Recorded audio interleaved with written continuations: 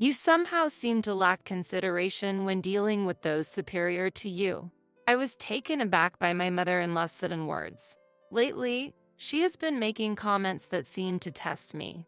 Considering our relationship, I would think I hold a special place in your heart, even more than your own mother. Are you content just helping with household chores?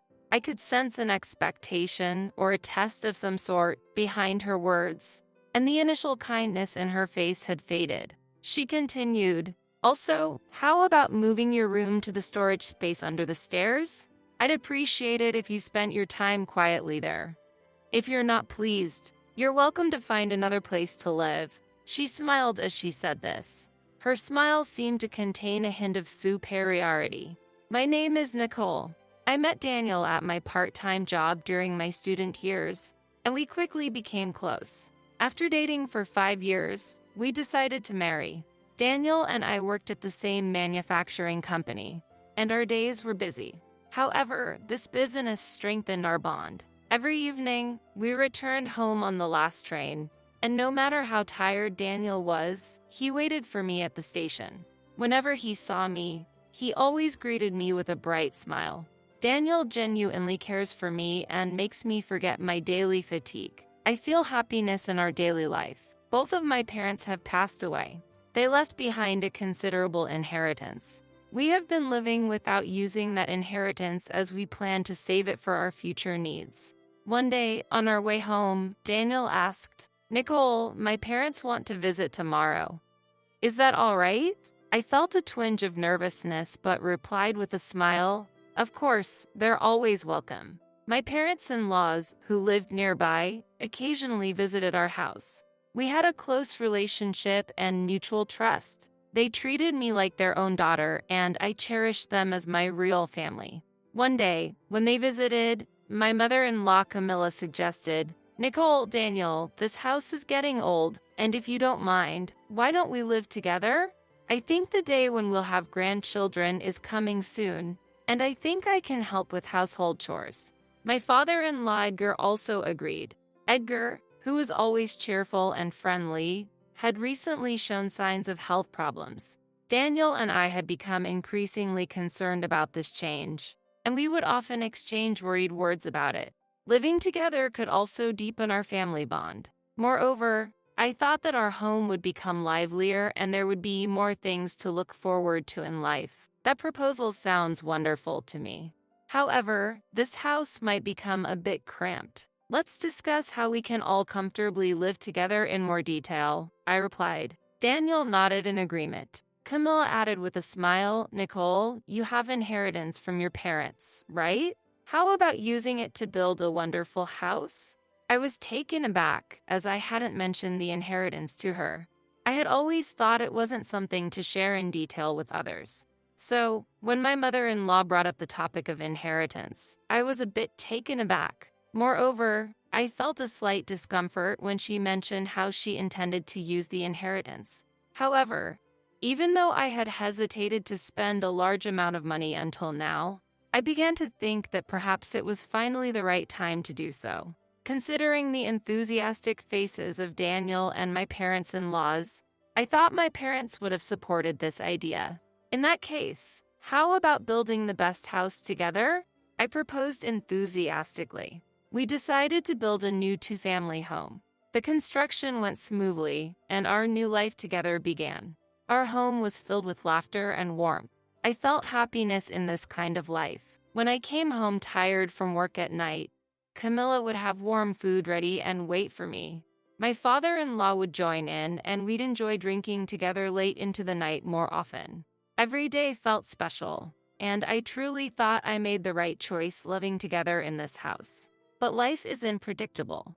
My father-in-law's health began to decline gradually. While it wasn't life-threatening, he decided on his own to move into a nursing home because he didn't want to be a burden to us. Although it wasn't that far away in terms of distance, when we could no longer hear his cheerful voice at home, we inevitably felt a sense of loneliness. Camilla and I made it a point to visit him frequently. In the midst of this, Daniel had to go overseas for work. He said, "It's only for a little while. It might be refreshing for you to spend some time alone with Mom. I'm sure she's relying on you too. I'll be back soon." Behind those words, I could feel his thoughtfulness. Indeed, the days spent alone with Camilla were refreshing and had their own kind of fun. However, such days didn't last long. One day, Camilla suddenly came up with a massive shopping list. I was surprised and asked, "Wait, are you going to buy all of this? What are you planning?" Camilla responded with a smile, "I've decided to have a little party with some neighborhood friends today. Can you help?" I readily agreed and joined in with the preparations. After shopping for the requested items and returning home, Camilla asked me further, "Can you please help with the cooking?" It seemed like a lot of work, but I thought that if we worked together, we would have a good time, so I agreed to help. Eventually, we finished preparing for the guests, and they started to arrive one after another. Then Camilla said, "Thank you. We'll take it from here," and started the party. Feeling out of place, I reluctantly decided to spend some time outside. When I returned home after a while, the party hadn't been cleaned up yet, and Camilla was leisurely enjoying the TV. Seeing this, I became a little irritated and asked, "Can you help with the cleanup?" To my surprise, Camilla, who had always been kind, responded sternly, "I'm not your real mother. Clean up without complaining. It's audacious of you to ask, considering your position as a daughter-in-law." I couldn't hide my shock. I had been living what felt like a dream, and I was astounded by Camilla's sudden change in attitude. Her warm smile, which I had grown accustomed to, vanished in an instant, replaced by the coldness of her words. "I've been kind to you only because Daniel likes you. He values you more than me, which I didn't particularly appreciate. I knew about the inheritance matter, and I've always pretended to be the ideal mother-in-law. I had planned to continue this facade for decades, but fortunately, the circumstances changed sooner than expected, so I feel relieved." Hearing Camilla's words, I was stunned, barely managing to remain standing. "You must be joking, right?" To my query, she smiled and replied, "Why would I be joking? Even after you married Daniel, I never considered you as a real family member. Thank you for providing this wonderful house. But from now on, you will respect my opinions. If you can't, then please leave. This house belongs to us. Your room will be used as a guest room, and you can sleep in the storage space under the stairs. Space-wise, it shouldn't be a problem for you to turn over comfortably." That night, cleaning up after the party with tears streaming down my face was the hardest thing I had ever done. I wondered what all her previous warmth had been about. As days went by, Camilla's changed behavior significantly increased my stress. Despite that, I took on more and more household responsibilities to meet her expectations. No matter how busy I was, Camilla never helped. Returning home late from work, I'd find the remnants of her tea parties with her friends. Cleaning up after these gatherings became my established duty. While tidying up, time would fly, and considering the breakfast preparations for the next morning, I had to cut down on sleep. Yet, I persisted with household chores. Receiving complaints on the rare days I couldn't prepare breakfast became a routine. One day, I accidentally overheard Camilla bad-mouthing me to her friends. Hearing her mock me while laughing, I felt profound sadness and anger. Gradually, the emotional toll became unbearable, so I requested temporary leave from my job. Though I still faced verbal abuse and endless chores at home, the daytime gave me brief respite. Then, one day, after finishing my chores early and huddling in the storage space under the stairs, I heard Camilla return with someone. It was Mike, a local resident and a familiar face to me as he is one of Daniel's friends. Ever since my father-in-law had moved into a nursing home, the time Camilla and Mike spent together increased, hinting at something more than just friendship. At first, I thought they were just friends, but the special atmosphere between them and their silent exchanges hinted at something else. I had tried not to ponder what might be happening between them. From the gap in the storage under the stairs, I cautiously observed the situation. At that moment, I witnessed Camilla and Mike kissing intimately. I had suspected something was going on from their demeanor, But being confronted with this reality, I was deeply shocked. It seemed that Camilla was having an affair with him in our house. Hoping for the scene to end as soon as possible, I closed my eyes and covered my ears, waiting. Unable to bear the situation, I decided to visit Edgar at the nursing home in the following days. He had always been understanding and was a source of comfort for my heart. Before leaving the house, Camilla said, "Are you going out somewhere? That's perfect timing. I have friends coming over tonight, so spend your time outside." Sensing the underlying tone of her relationship with Mike, I rushed to see Edgar. Upon meeting him, he seemed to sense my pain and comforted me. I poured out my heart about Camilla and Mike's affair. He listened carefully to my story and, after I finished speaking, began to speak slowly. His words resonated deeply in my heart. "It seems you've been through a lot, but it's probably only Camilla who is blaming you unfairly. You're not alone, Nicole. I'm glad you've come to me in this tough time. Daniel must be worried about you, too. I'll handle this matter properly, so don't worry." With that, Edgar gently stood up, offering his hand, and said, "Let's go home together. Are you okay? Please don't push yourself too hard. Thank you for worrying about me. But for your sake, I can endure anything." Feeling his warmth, I walked beside him on the way back home. When we arrived at the house, I noticed that the visitors' shoes were left as they were in front of the door. They had probably assumed that I wouldn't be returning so early. Edgar, without any hesitation, went inside the house and into the room where Camilla and Mike were. Camilla looked shocked, her eyes wide. On the other hand, Mike went into complete panic, staggering as he jumped out of the window barefoot. If he was just a friend, he wouldn't be so flustered. "Camilla, I've heard a lot from Nicole. I'd like to hear your side of the story." Upon Edgar's gentle inquiry, Camilla seemed unsure of how to respond. I apologized for the affair, but Mike approached me first, so it's not entirely my fault, she finally said. Hearing her response, Edgar said, "The issue is how you treated Nicole," sighing deeply. Before Camilla could say another word, Edgar placed divorce papers on the table. "Let's resolve this properly. I want you to leave today." Camilla was in a state of panic, but it was just a one-time thing. "And yet you're handing me this. It's not fair to blame me alone. Why are we getting a divorce when you believe that girl's story?" Edgar, choosing his words carefully, replied, "I consider Nicole as my own daughter. As a parent, I can sense her emotions and thoughts very clearly. But it seems you can't see that." Camilla looked down and fell silent. "Leave this place by today. If I find you here tomorrow, I won't hesitate to call the police. Understood?" Upon hearing those words, Camilla collapsed to her knees. Afterward, on Edgar's advice, I spent the night at a nearby hotel. When I returned home the next day, Camilla was gone. I heard that Camilla now lives in a cramped, old apartment in the neighboring town. She had exhausted all her funds on expenses related to the elderly care facility and, despite her age, seemed to be working multiple part-time jobs to make ends meet. A few days later, Daniel returned home. When I told him everything that had happened, he looked astonished. I had no idea such things were happening. "Thank you. I'm really glad Dad was there."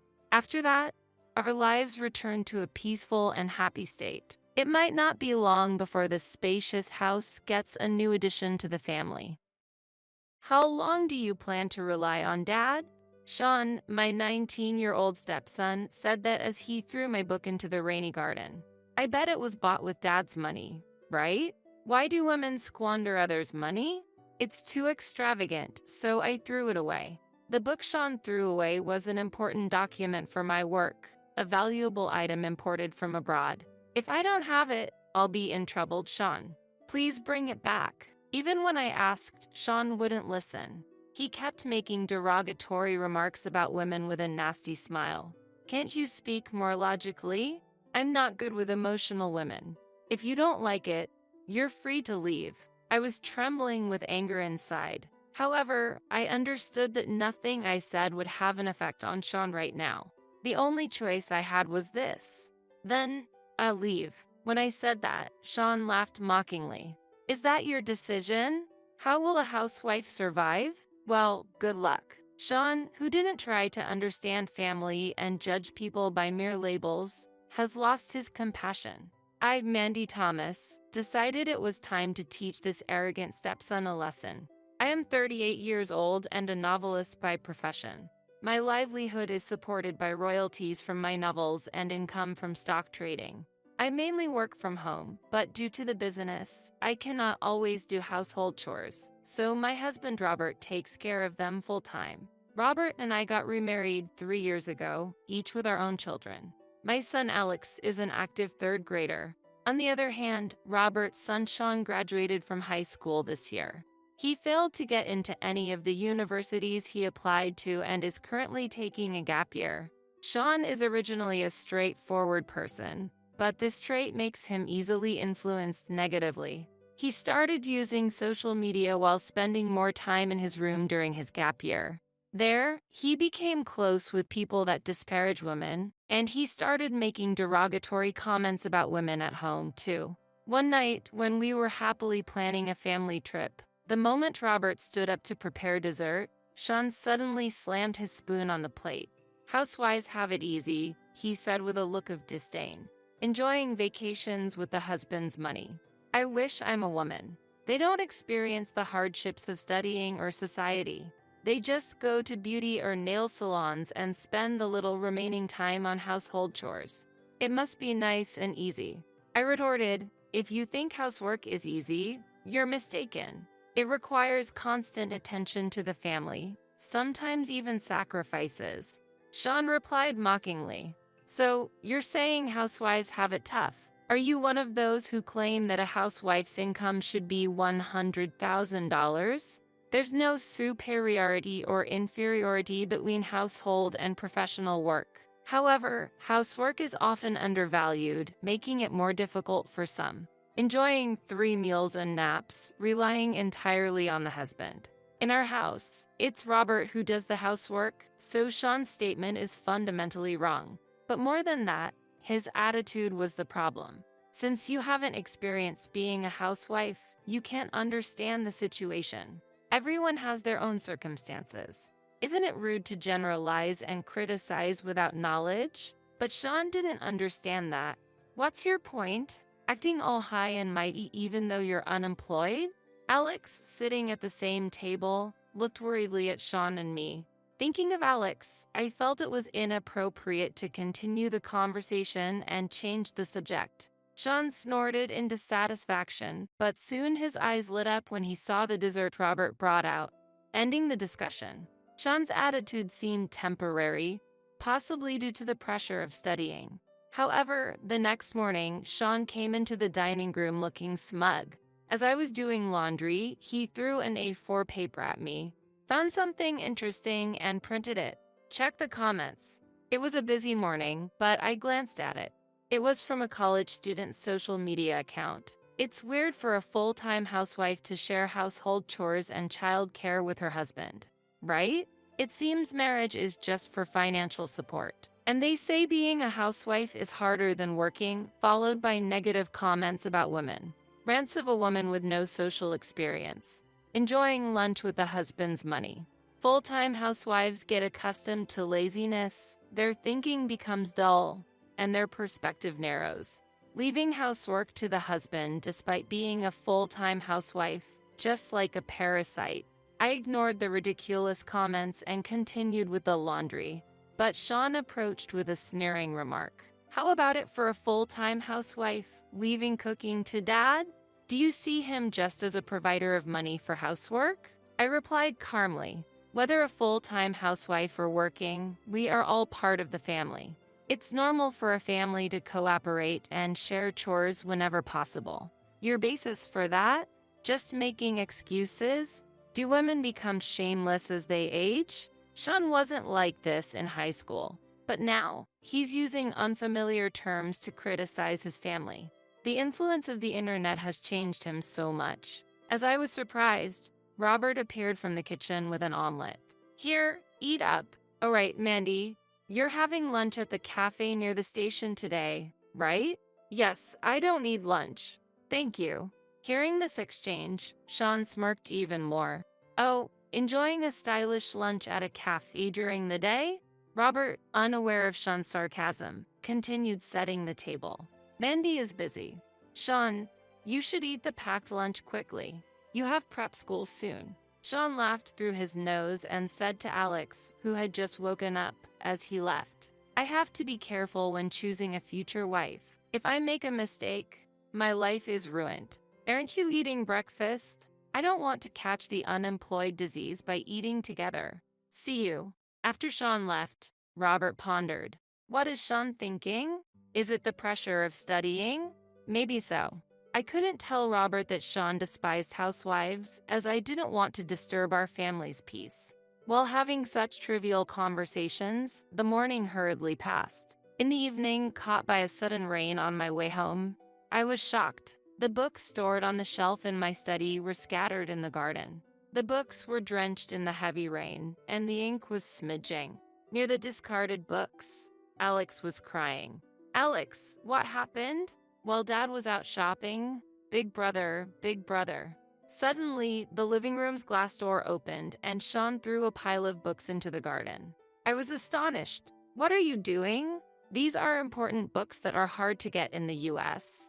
I said, wow, if they are that valuable, they don't suit a full-time housewife, Sean continued mockingly. They were probably bought with Dad's money, right? Why do women splurge on other people's money? They're too extravagant, so I threw them away. The books Sean threw were acquired from abroad and they were essential for my work. I really need them. Please bring them back. Even when I asked, Sean wouldn't listen. He just kept smiling and looking down on women. Can't you be a bit more logical? Women are too emotional. If you're upset, you can leave anytime. I felt anger inside. However, I understood that nothing I said would affect Sean at that moment. The only choice for me was this. Then, I will leave. Sean laughed loudly in a mocking manner. Have you really decided to do that?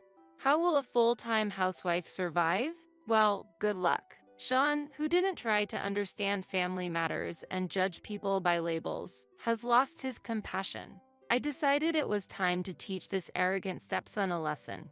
A few days later, I moved to the countryside. It was a good location, rich in nature, yet close to schools and supermarkets. Robert and Alex moved with me. Hearing about the incident, Robert was furious and said, let Sean live alone to learn the hardships of housework. When Sean learned we were moving to the countryside, he mocked us, saying, countryside living is for losers. However, just 3 days after we moved, he called for help. I tried cooking and got burned. My shirts are all wrinkled, and ironing them only makes it worse. What should I do? Hearing Sean's almost tearful voice over the phone, Robert asked in surprise, didn't you think being a full-time housewife was easy? Then Sean started explaining unbelievable reasons. Housework has always been a woman's role, right? It's not suitable for men who work and earn outside. So, bring mom back quickly. What if I spend time on housework and fail university again? Robert replied, visibly frustrated. Just to let you know, I'm actually the one who has been a full-time homemaker. Being a man doesn't mean being bad at housework. Sean was shocked and quickly retorted, no way. You were often out. But mom was always at home, right? She said she was going out for lunch. I was the PTA representative at the elementary school and a committee member of the local children's association. I frequently went to school and the community hall. I was often called even after my term ended. Then, how about the money for living expenses? That's why mom was working at home. She's a novelist. Remember I told you when we got married? I heard, but isn't that just a hobby for housewives? It's a waste, right?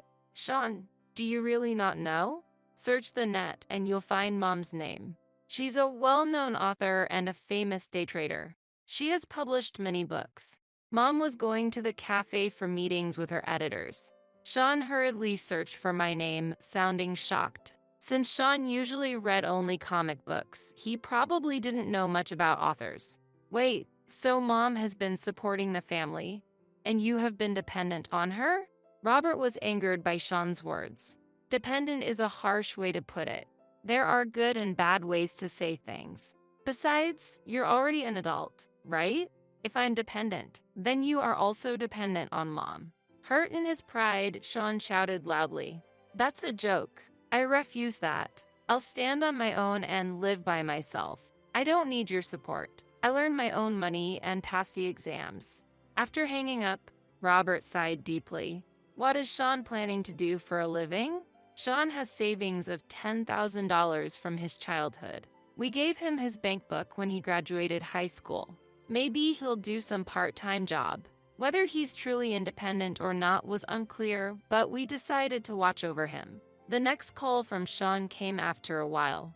As soon as he got on the phone, he arrogantly said, Hey, my electricity and gas are cut off. The internet isn't working and I've received a notice for a rent payment. Hurry up and pay for it. Housewives are so slow. Robert and I exchanged puzzled looks. Sean, didn't you say you were going to be independent? That you wouldn't rely on your parents anymore? Wasn't that it? Shut up. Are you saying that and then abandon your parental duties? As we delved deeper into the conversation to uncover the truth, we learned that Sean had tried investing with his $10,000.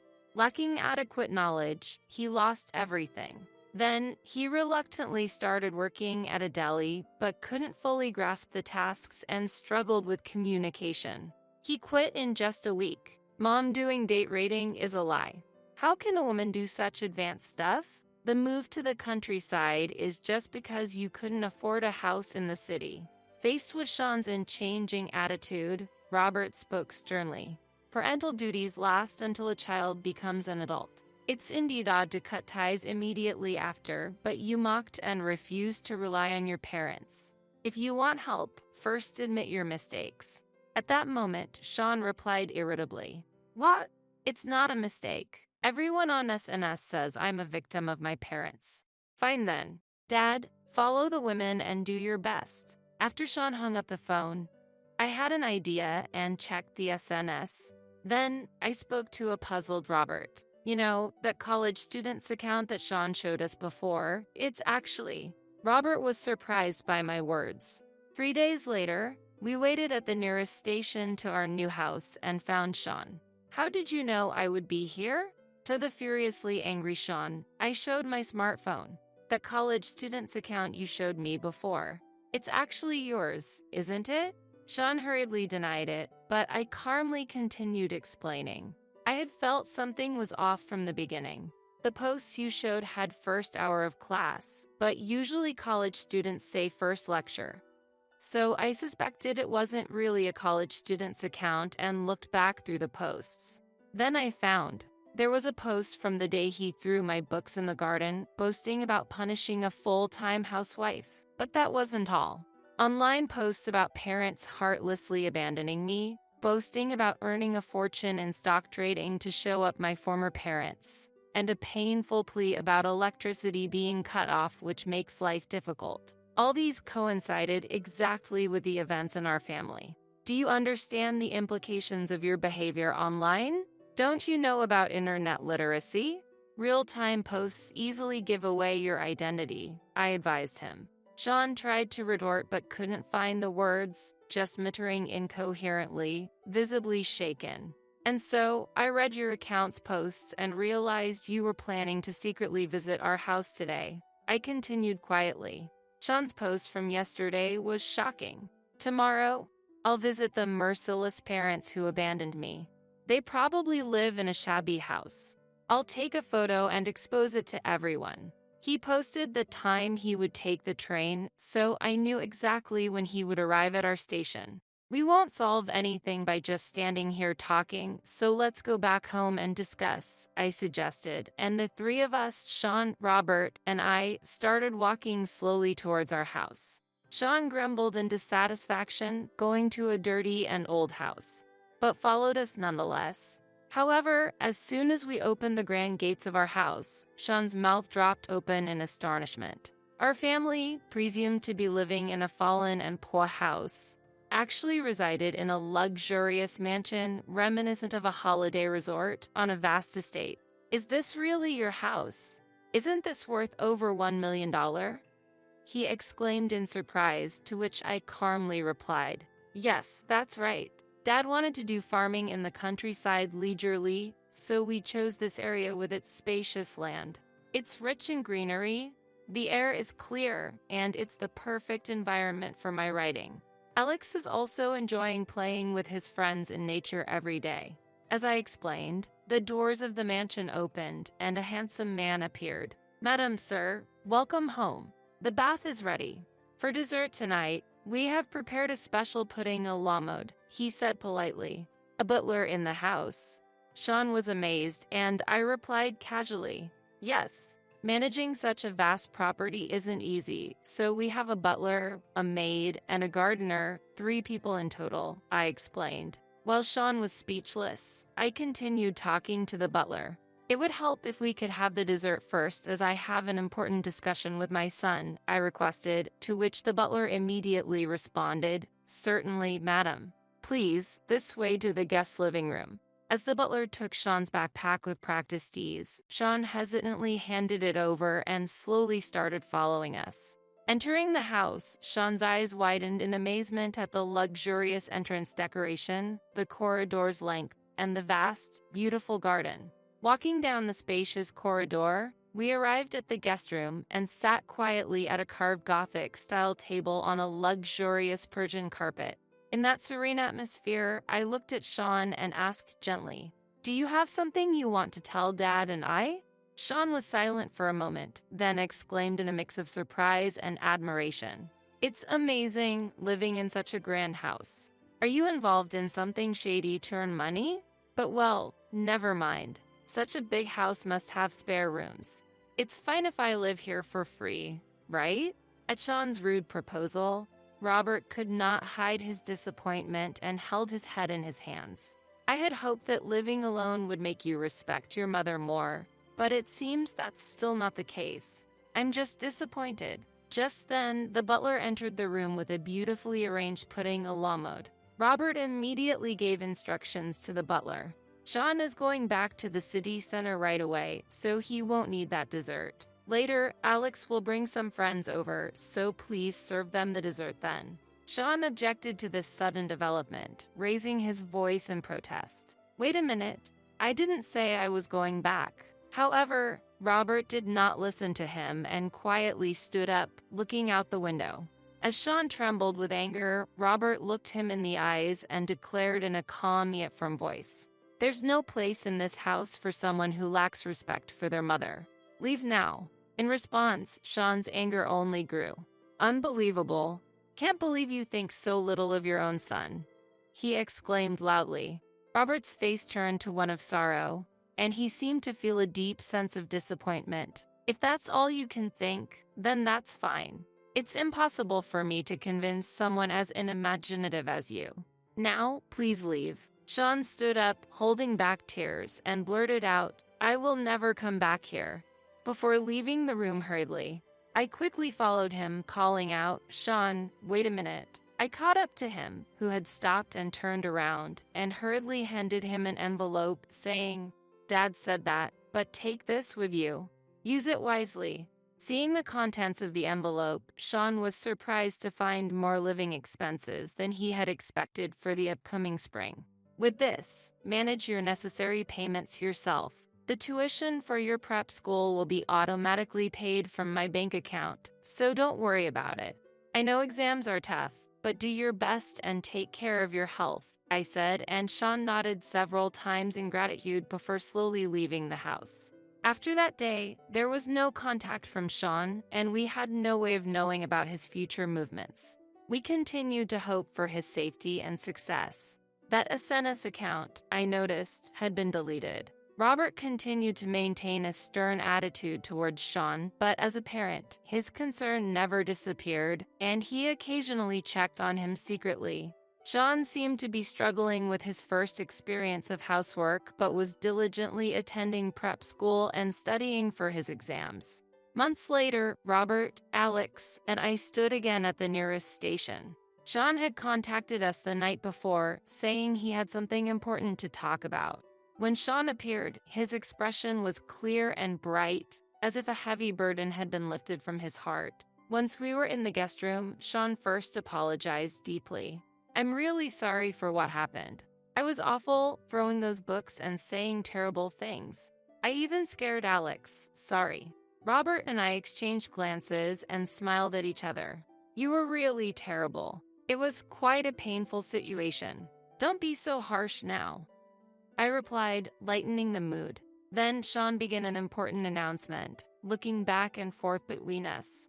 "Actually, I've been accepted into my first choice university, T University. About that, can I ask for financial support for my tuition?" Hearing this, we all expressed our joy. "That's wonderful. Congratulations. You've worked hard."